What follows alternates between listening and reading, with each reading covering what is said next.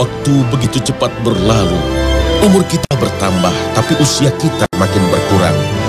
Memasuki bulan Muharram di tahun 1435 Hijriah, marilah kita bertanya pada diri kita, amal apa yang sudah kita lakukan sebagai bekal akhirat? Ataukah kita masih terlena dengan gemerlap kehidupan dunia? Allah Ta'ala berfirman, dan carilah pada apa yang telah dianugerahkan Allah kepadamu kebahagiaan negeri akhirat. Dan janganlah kamu melupakan bahagianmu dari kenikmatan duniawi. Al-Quran, Surah Al-Qasas, ayat 77. Kita tidak dilarang untuk mencari dunia. Carilah seolah-olah kamu hidup 1000 tahun. Namun ingatlah, semua kita kumpulkan tidak akan kita bawa mati. Bekal sesungguhnya adalah ibadah kita dan amal soleh kita.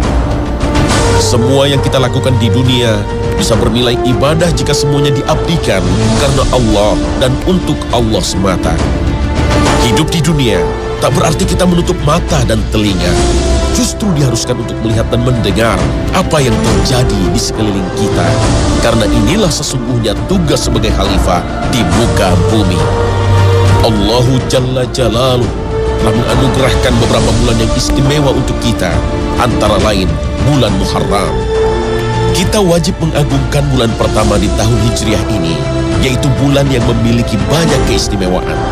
Namun, kita dilarang untuk merayakannya, sebagaimana sebagian kita merayakan tahun baru Masehi dengan hura-hura.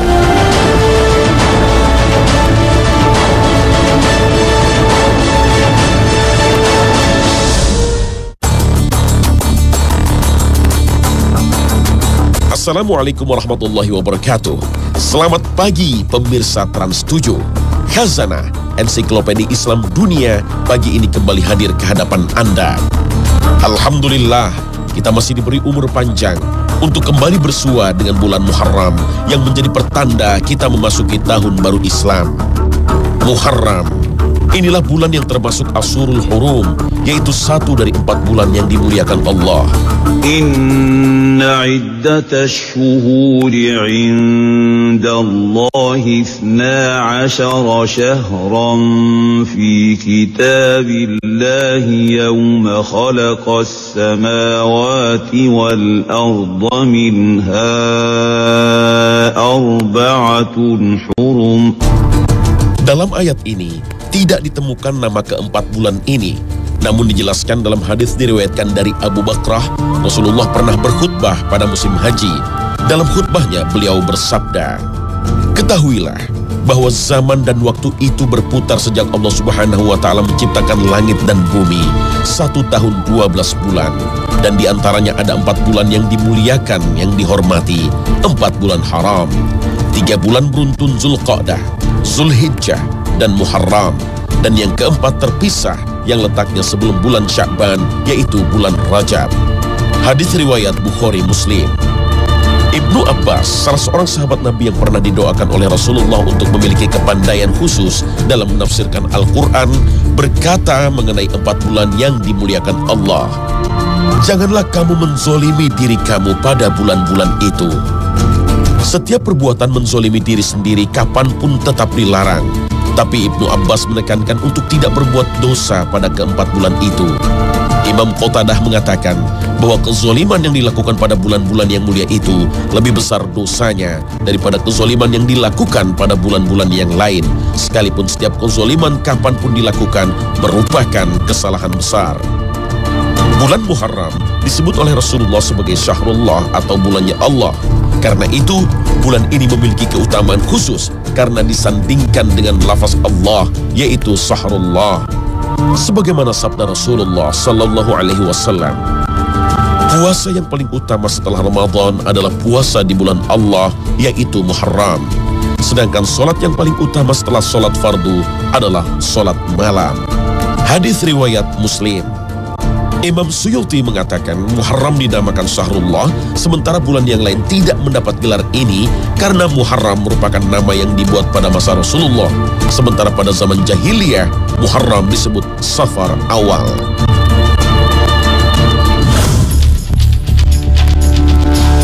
Pada masa jahiliyah, masyarakat Arab sudah terbiasa memuliakan bulan Muharram yang disebut Safar Awal. Pada masa itu, suku-suku bangsa Arab menjadikan Muharram sebagai bulan untuk gencatan senjata atau bulan perdamaian. Mereka tidak mau berperang pada bulan ini. Pada bulan ini, ada hari yang disebut Asyura atau tanggal 10 pada bulan Muharram. Berdasarkan sebuah riwayat, penduduk Khaybar, mereka pada waktu itu orang-orang Yahudi berpuasa pada hari Asyura dan selalu menjadikannya sebagai hari raya. Mereka menghiasi wanita-wanita mereka dengan emas dan perhiasan mereka. Lalu Rasulullah SAW bersabda, "Maka berpuasalah kalian pada hari itu." Hadis riwayat Muslim. Dalam hadis lain Rasulullah SAW bersabda, "Aku berharap pada Allah dengan puasa Asyura ini dapat menghapus dosa selama setahun sebelumnya." Hadis riwayat Bukhari dan Muslim. Berpuasa di hari Asyura tidak hanya ibadah sunnah bagi umat Islam. Ternyata berpuasa pada 10 Muharram dahulu juga biasa dijalankan oleh orang-orang Yahudi di Madinah. Diriwayatkan dari Ibnu Abbas bahwa Nabi SAW ketika datang ke Madinah mendapatkan orang Yahudi berpuasa satu hari, yaitu Asyura, 10 Muharram. Mereka berkata, "Ini adalah hari yang agung, yaitu hari Allah menyelamatkan Musa dan menenggelamkan keluarga Fir'aun." Maka Nabi Musa alaihissalam berpuasa sebagai bukti syukur kepada Allah.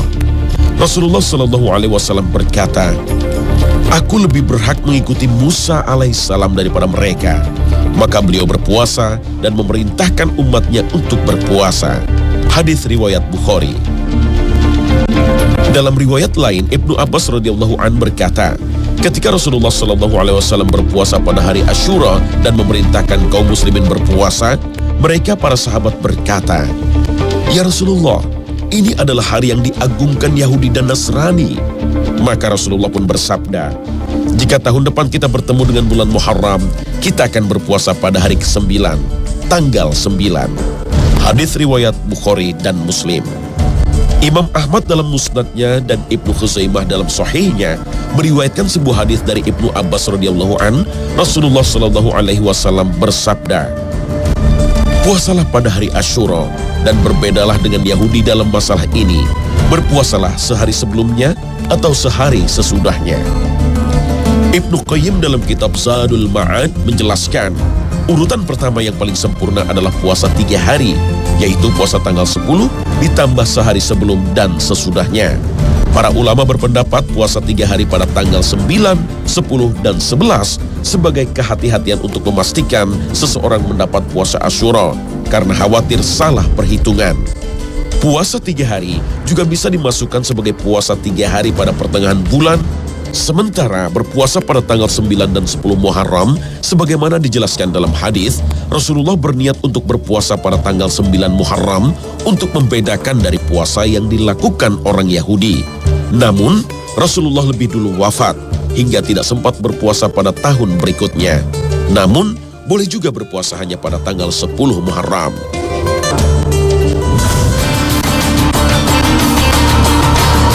Allah Ta'ala mengistimewakan hari Asyura atau tanggal 10 di bulan Muharram, hingga pada hari itu kita disunahkan untuk berpuasa.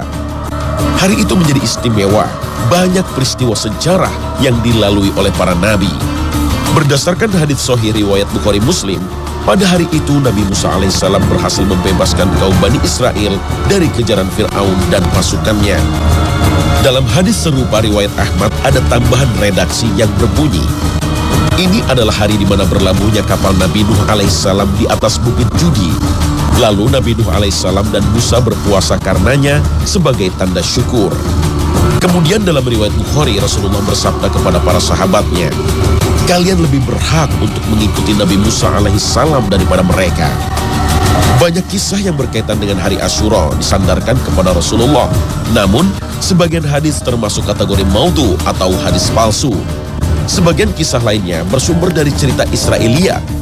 Riwayat Israiliyat adalah riwayat-riwayat yang berasal dari Bani Israel atau bangsa Yahudi, dari kitab suci mereka yakni Taurat, buku-buku penjelasannya, dari Talmud dan penjelasannya, dongeng, kurafat, dan kisah yang tidak dapat dipertanggungjawabkan keabsahannya. Namun, ada pula kisah Israiliyat yang sesuai dengan Al-Quran atau hadis Nabi, seperti kisah selamatnya Nabi Musa dari kejaran Fir'aun dan berlabuhnya perahu Nabi Nuh di Bukit Jud.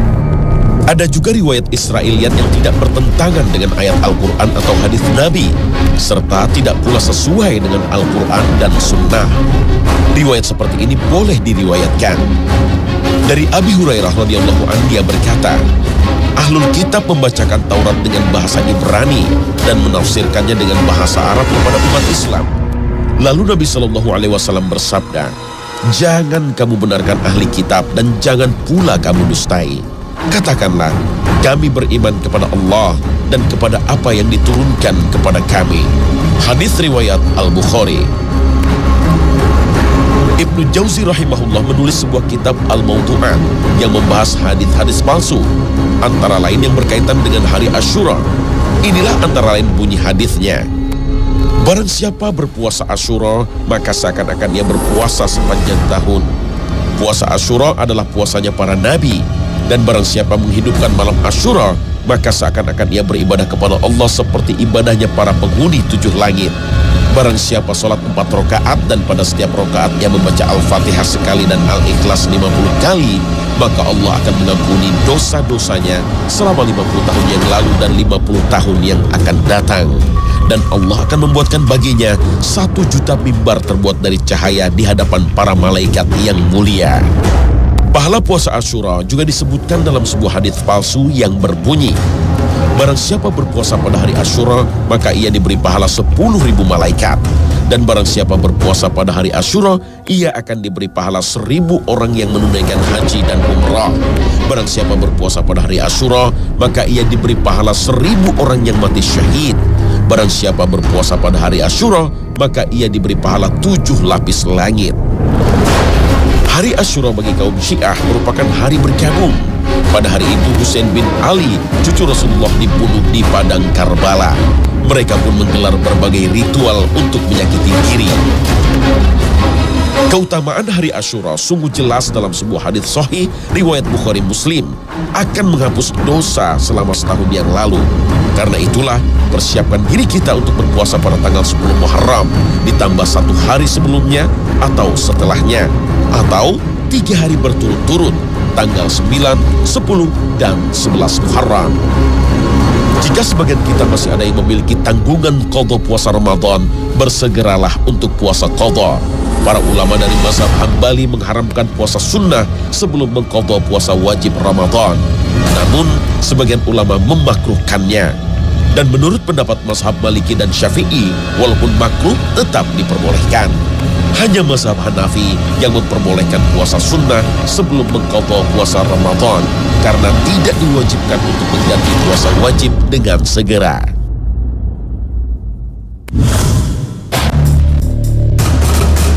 Dalam menghadapi tahun baru Hijriah, seringkali kita salah menyikapinya. Mungkin kita berucap, bila tahun baru Masehi disambut dengan megah dan meriah, kenapa kita tidak menyambut tahun baru Islam dengan meriah pula? Inilah yang keliru, karena seluruh amalan ibadah kita harus mengacu pada sunnah Nabi dan para sahabatnya. Tidak ada amalan khusus untuk menyambut bulan Muharram. Sebagian kita karena ketidaktahuan mungkin ada yang percaya dan mempraktekkan hadis-hadis palsu untuk melakukan berbagai amalan pada hari Asyura, seperti mandi, bercelak, bersalaman, berzakat, dan memperbanyak memberi nafkah untuk keluarga. Mereka meyakini salah satu hadis yang berbunyi, barang siapa yang bermurah atas keluarganya pada hari Asyura, maka Allah akan melapangkan rezekinya sepanjang tahun. Beribadah dan beramal soleh sejatinya tidak perlu dikaitkan dengan hari-hari tertentu, apalagi diyakini pahalanya akan berlipat ganda, kecuali ada dalil yang menegaskannya. Misalnya, ibadah yang dilakukan pada bulan Ramadan. Sebagian ada yang memaknai Asyura sebagai hari raya yang harus dimeriahkan dengan berbagai ritual. Namun ada juga sebagian yang memaknainya sebagai hari penuh dengan kesedihan, mengenang tragedi pembunuhan terhadap Sayyidina Husain bin Ali, cucu Rasulullah. Menyambut tahun baru Hijriah bukanlah dengan memperingatinya dan memeriahkannya. Namun yang harus kita ingat adalah dengan bertambahnya waktu, maka semakin dekat pula kematian. Sungguh, hidup di dunia hanyalah sesaat. Rasulullah SAW bersabda, "Aku tidaklah mencintai dunia dan tidak pula mengharap-harap darinya. Adapun aku tinggal di dunia tidak lain seperti pengendara yang berteduh di bawah pohon dan beristirahat, lalu meninggalkannya. Hadis riwayat Tirmizi. Memasuki tahun baru Hijriah merupakan momentum untuk kembali membuka peristiwa hijrah Nabi dan memaknainya. Hijrah dalam beberapa ayat Al-Quran dan hadis Nabi selalu digandengkan dengan kata iman dan jihad. Allah Ta'ala berfirman, الذين آمنوا وهاجروا وجاهدوا في سبيل الله بأموالهم وأنفسهم أعظم درجة عند الله وأولئك هم الفائزون. Begitu pula dalam hadis Nabi riwayat An-Nasai yang menyebutkan bahwa setan akan selalu menghadang manusia di 3 jalan, yaitu di jalan menuju Islam, iman, lalu di jalan menuju hijrah, kemudian menghadangnya sekali lagi di jalan menuju jihad. Hijrah secara bahasa berpindah dari satu tempat ke tempat lain.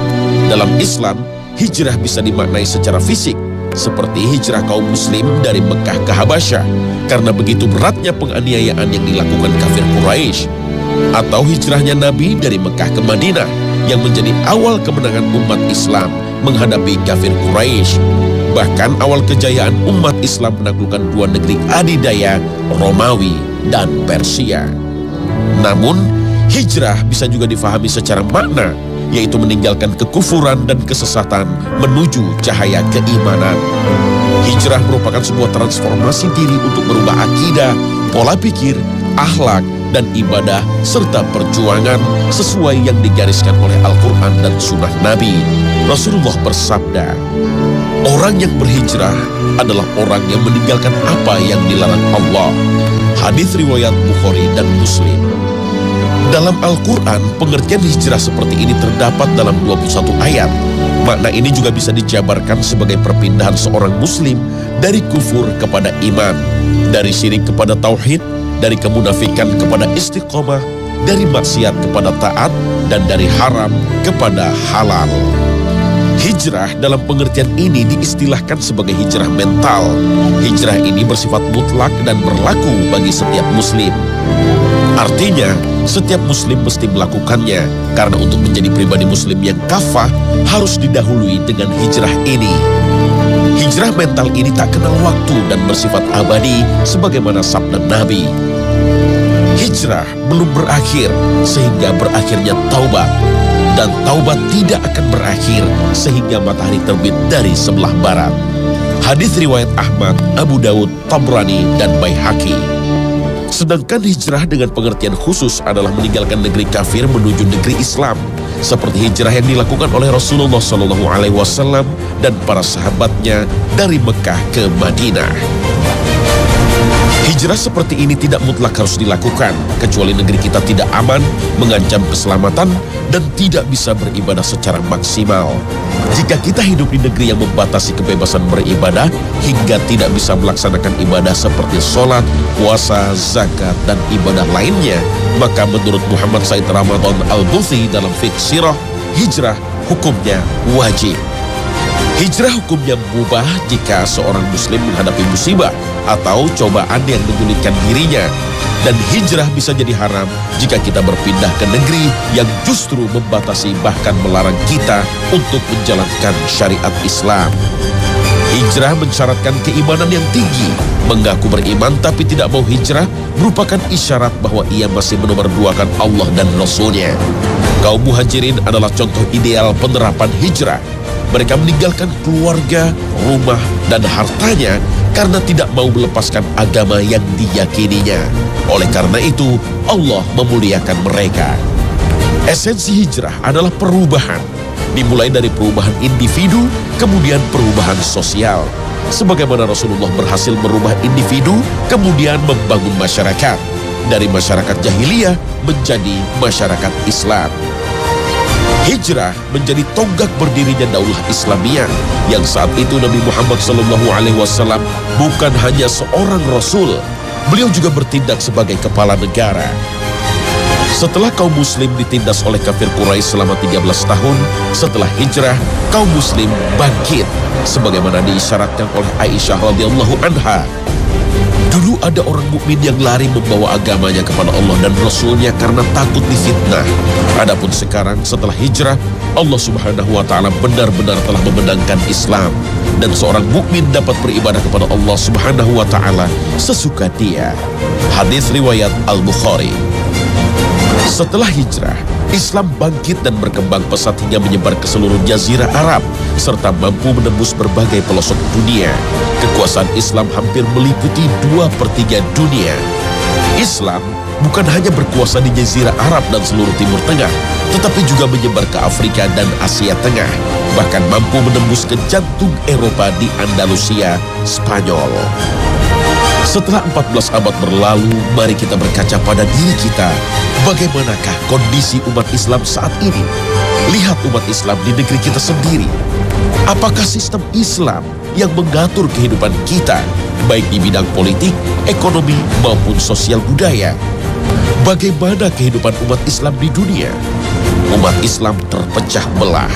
Bahkan umat Islam ditindas oleh saudaranya sendiri. Di negeri yang penduduk muslim minoritas, mereka hidup dalam kondisi tertindas dan sengsara. Sementara para pemimpin Islam lebih asyik berseteru. Negeri-negeri Islam yang kaya dengan sumber daya alam dijajah dan dieksploitasi kekayaannya oleh bangsa barat, sementara rakyat hidup dalam kemiskinan. Umat Islam tidak lagi menjadi umat terbaik karena tidak memenuhi syarat yang ditentukan Allah sebagaimana firman-Nya. Kalian adalah umat terbaik yang dilahirkan untuk manusia, melakukan amar ma'ruf nahi munkar dan beriman kepada Allah. Al-Quran Surah Al-Imran ayat 110. Ayat ini memperjelas bahwa kita belum melakukan hijrah yang sesungguhnya, dan bulan Muharram ini bisa menjadi awal kita untuk hijrah. Lepas dari kesyirikan, lepas dari jerat belenggu dunia, dan ikhlas dengan jalan Allah Jalla Jalaluh. Barakallahu fiikum. Pemirsa Hasanah, semoga episode ini memberi pencerahan kepada diri kita untuk memulai tahun baru Hijriah dengan ibadah dan berbagai amal soleh.